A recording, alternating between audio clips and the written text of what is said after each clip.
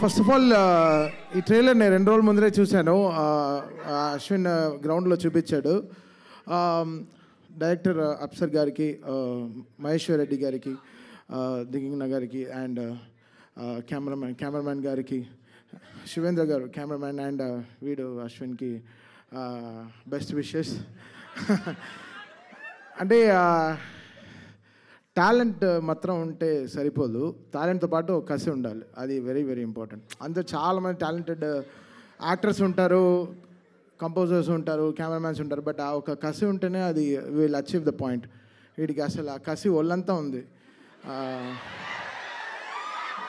కసిగాడు single కొట్టి ఇవరా నేను ఆడతాను రా బ్యాటింగ్ అంటే ఎవడే ఆడే కొట్టాలి, ఆడే గెలవాలి, విన్నింగ్ షాట్ వాడే కొట్టాలి అని వాడికి అసలు ఆ పంతం అది అన్న దగ్గర నుంచి వచ్చిందా లేకపోతే వాడికి ఎలా పుట్టినప్పటి నుంచి ఉందా.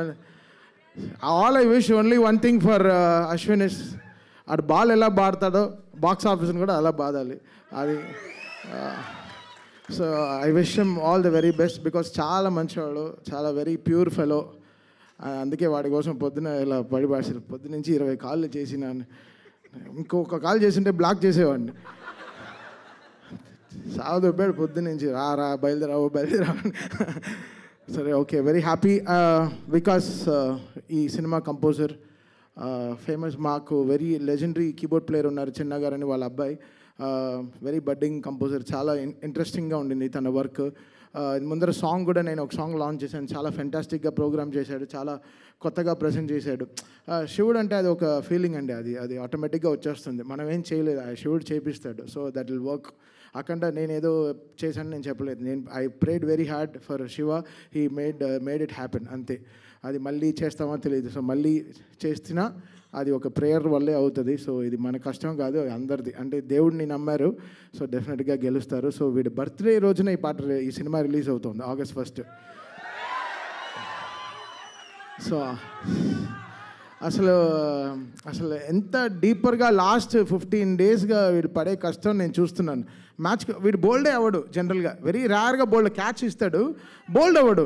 2 సార్లు బోల్డ్ అయిపోయాడు. ఏంట్రా అంటే సినిమా రిలీజ్ అయినాడు. సరే ఓకే, స్ట్రెస్ రిలీఫ్ కోసం వస్తాడు డైలీ సాయంత్రం మ్యాచ్కి వచ్చేసి, పాపం చాలా కష్టపడుతున్నాడు. సో విష్ అశ్విన్ వాడికి చాలా పెద్ద హిట్ రావాలి ఈ సినిమా, ఈ హోల్ టీమ్కి మంచి సక్సెస్ ఇవ్వాలి.